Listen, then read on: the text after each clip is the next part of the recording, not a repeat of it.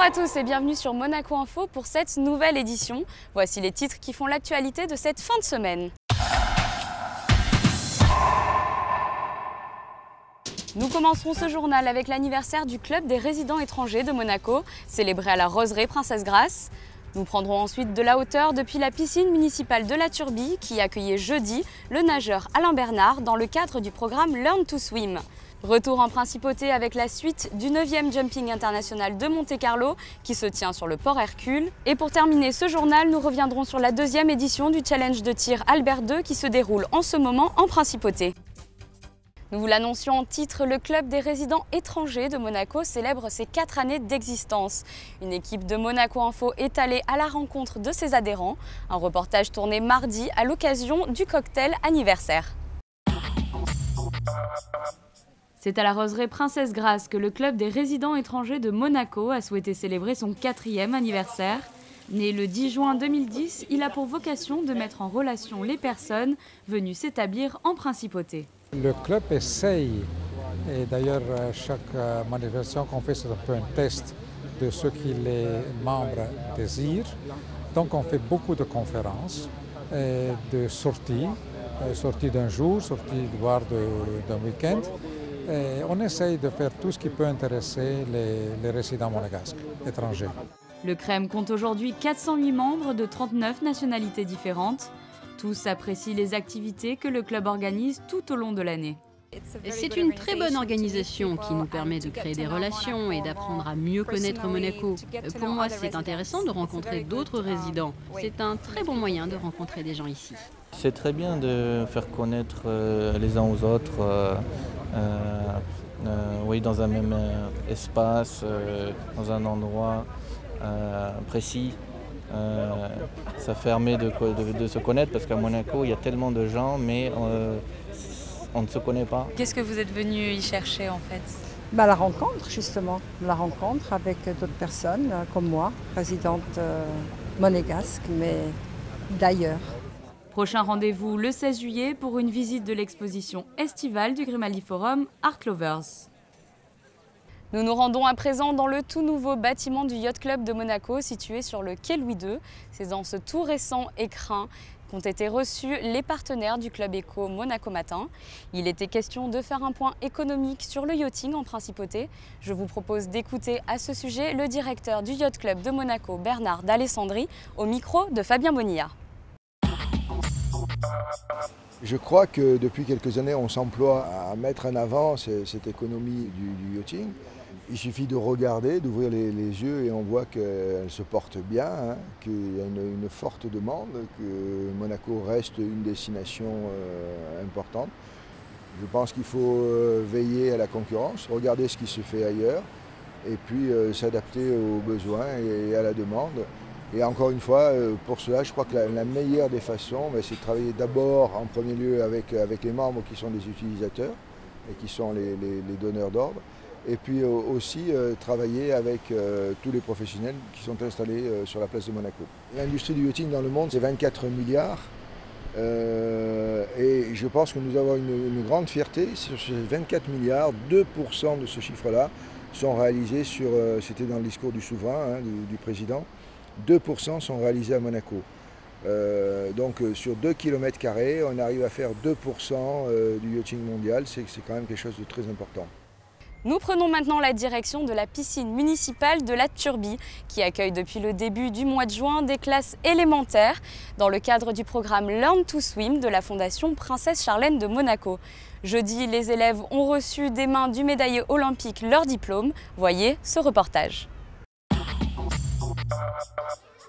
300 élèves des communes de la Turbie, Peille et la Grave de Peille ont pu profiter d'une ouverture exceptionnelle de la piscine municipale de la Turbie tout au long du mois de juin. Le programme Learn to Swim de la Fondation Princesse Charlène de Monaco consiste à lutter contre les noyades en favorisant l'apprentissage de la natation. Jeudi, 150 élèves ont reçu leur diplôme en présence du triple médaillé olympique Alain Bernard, qui a pris le temps de leur apporter des conseils et s'est prêté à une séance de démonstration. Savoir nager, ça s'apprend, ça demande un petit peu de temps, ça demande de l'assiduité, ça demande de l'attention, de l'investissement. L'apprentissage de la natation, c'est quelque chose d'essentiel pour la survie parce qu'il peut y avoir des accidents qui peuvent très vite arriver. Néanmoins, pour l'apprentissage, ça ne veut pas dire que tous ces jeunes vont être forcément de grands champions plus tard. Ça, c'est eux qui le décideront. Mais voilà, ça me fait toujours plaisir de pouvoir partager mon expérience par ce type d'action et ça me fait plaisir de venir à leur rencontre aujourd'hui.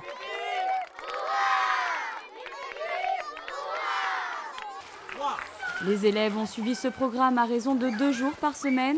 3 maîtres nageurs de la Fédération française de natation ainsi qu'un surveillant ont permis d'encadrer ces classes. Tout le monde est ravi, les parents, les enfants.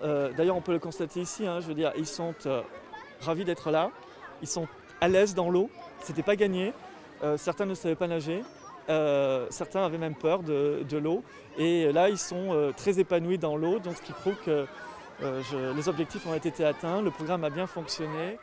Thomas, toi tu seras le numéro 1 et le numéro 4 aussi, d'accord ? Motivés par la présence du champion olympique, les enfants étaient très enthousiastes dans le bassin. Le but de ce programme étant d'apprendre les règles élémentaires tout en s'amusant. Depuis le mois de juin, en fait, qu'est-ce que vous faites à la piscine? Vous pouvez me raconter un peu? On fait des cours de natation, on bouge dans l'eau, on va sous l'eau, on fait l'allumette. On fait des plongeons, des roulades, des enchaînements. Des anneaux. Oui, des enchaînements. On va chercher des anneaux. On a fait la tortue, l'étoile de mer, et le canard, non? L'anguille aussi. L'anguille, la grenouille et le dauphin. Ce programme de natation scolaire prendra fin la semaine prochaine, mais le programme Learn to Swim continue pendant les vacances scolaires. Du 8 juillet au 30 août, les parents pourront inscrire leurs enfants de 6 à 12 ans à des cours gratuits de natation, toujours à la piscine municipale de la Turbie. Après la natation, place à l'équitation. La 9e édition du Jumping International de Monte-Carlo se poursuit sur le port Hercule. Un spectacle toujours extraordinaire pour le public. Un reportage de Christine Datomel. Jusqu'à samedi, le Jumping International de Monte-Carlo qui se déroule pour la 9e année consécutive sur le port Hercule et qui rassemble l'élite du sport équestre promet une fois encore de grandes émotions. Le lieu atypique, cet événement se déroulant au pied des yachts, l'étroitesse de la piste et la proximité du public et des automobilistes font de ce jumping l'un des plus beaux au monde, mais aussi l'un des plus complexes. Sur la piste et sur leur monture, les meilleurs cavaliers du monde s'affrontent et parmi eux, des monégasques.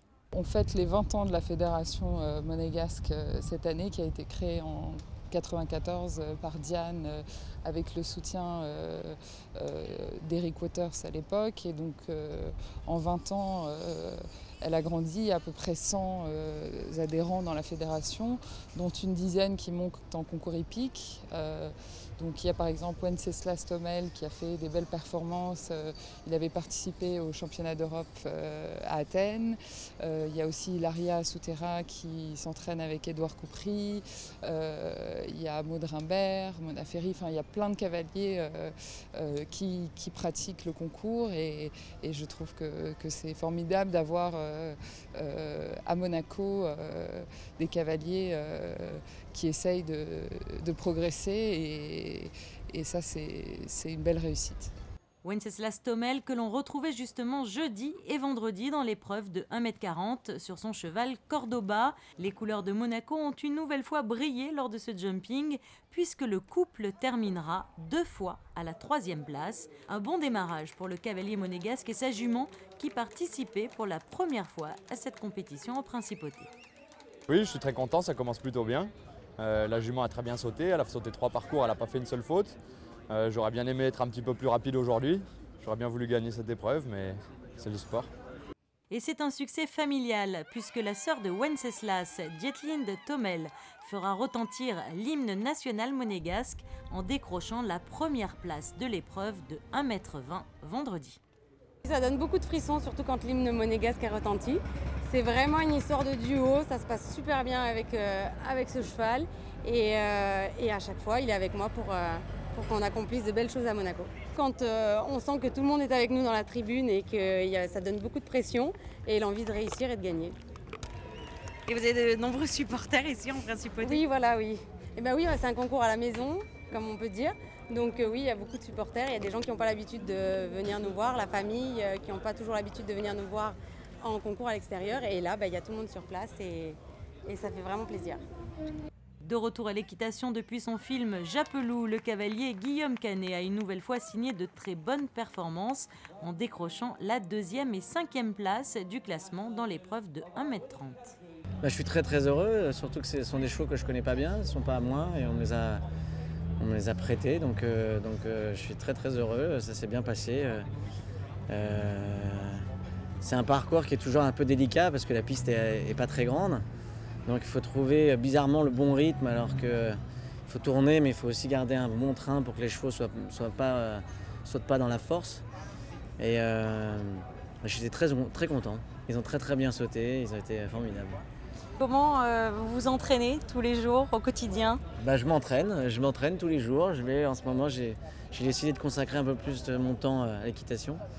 Et donc en ce moment, j'écris un scénario, donc ça me permet d'écrire dans les heures que je préfère, et puis le reste du temps, je m'entraîne. Voilà.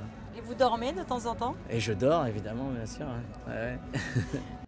Vendredi soir, la Pro Am Cup réunira les meilleurs cavaliers amateurs et professionnels pour des duos à couper le souffle, une compétition toujours très attendue par les spectateurs en principauté.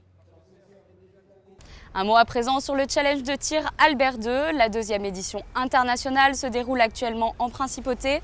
Elle réunit de nombreuses équipes monégasques, françaises et européennes. Un point sur ce challenge avec Émilie Rousseau.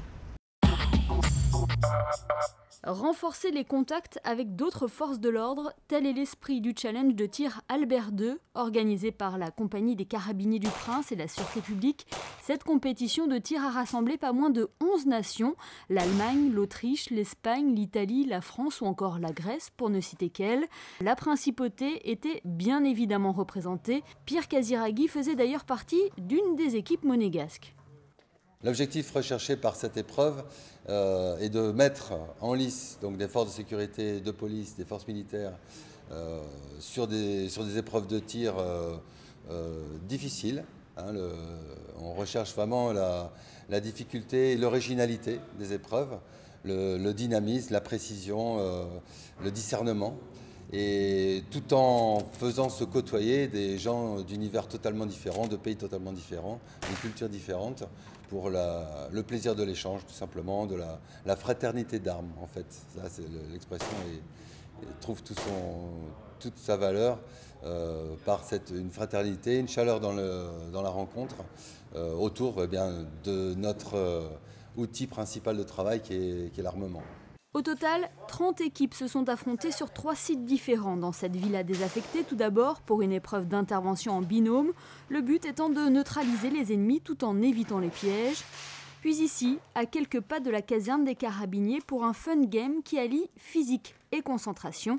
Et enfin, ces 4 épreuves de tir où précision, vitesse et discernement sont de rigueur. Ces tests étaient effectués à balles réelles ou à plomb. Une seule nouveauté est venue s'ajouter au programme cette année, la visite de Monaco. Ce qui est bien cette année, c'est qu'ayant plus de binômes, plus de participants, plus de nations également, nous avons décidé de faire l'événement sur 2 jours, ce qui permet de diviser les binômes en 2 groupes. Un groupe qui fait sur un jour la compétition et l'autre qui visite la principauté. Donc ils ont pu voir le musée océanographique, les visites du palais, la relève de la garde. La SPM nous a gentiment aidés en faisant une visite des caves de l'hôtel de Paris ainsi que du casino. Donc j'ai déjà pu entendre certains commentaires de participants ravis et je pense que c'est une belle occasion pour eux de découvrir la principauté et de passer un bon moment avec nous à Monaco. Marraine de l'événement, Mélanie Antoinette de Massy n'a pas hésité à se positionner dans les stands de tir. Grande passionnée, elle pratique la discipline depuis son adolescence. Très impliquée dans le challenge de tir Albert II, elle a été présente durant les 3 jours de l'événement. Nul doute qu'elle sera de nouveau présente l'année prochaine pour la 3e édition. Et dans le reste de l'actualité, Venturi annonçait jeudi le nom de ses 2 pilotes pour le premier championnat FIA Formule E qui se déroulera la saison prochaine. Il s'agit du pilote allemand Nick Heidfeld et du français Stéphane Sarrazin. La semaine prochaine, une équipe de Monaco Info sera présente au pré-test de cette Formule Venturi à Donington en Grande-Bretagne. Et dans l'actualité culturelle, la salle Léo Ferré accueillait jeudi, en fin de journée, la traditionnelle remise des prix de l'Académie de musique Régnier 3. L'occasion de féliciter les meilleurs étudiants qui se sont distingués pour cette année scolaire 2013-2014. Avant de refermer ce journal, je vous propose un point sur la météo de ces prochains jours. Samedi, le temps sera assez beau et modérément chaud avec encore quelques nuages. À noter une légère brise de mer. Il fera 22 degrés dans la matinée et 26 degrés pour l'après-midi. Dimanche, le temps sera plus incertain avec moins de soleil que la veille. Il y aura un risque de pluie provisoire en cours de journée. Les températures seront en légère baisse. Lundi, belle journée, le soleil sera assez chaud et les nuages se feront discrets. Les températures oscilleront entre 21 et 25 degrés. Mardi, le temps sera assez clément, mais le soleil sera un peu plus hésitant en seconde partie de journée. Du côté des températures, il faudra compter 22 degrés au lever du jour et 26 degrés dans l'après-midi. Ce journal est à présent terminé. Retrouvez dans quelques instants votre magazine Monacook dans les coulisses du restaurant Le Mayabé. Je vous dis à très bientôt sur Monaco Info.